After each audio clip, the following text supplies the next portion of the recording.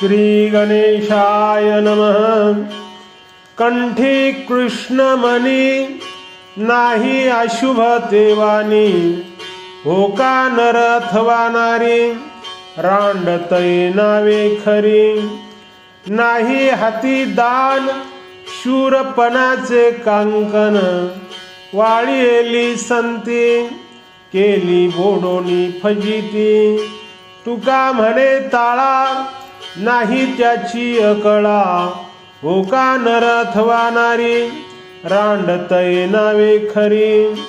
नामस्मरण न करणाऱ्या नास्तिकाबद्दल तुकाराम महाराज म्हणतात की ज्याच्या कंठामध्ये कृष्णाचे नाम नाही, ती वाणी कितीही गोड असली तरी ती अशुभ आहे।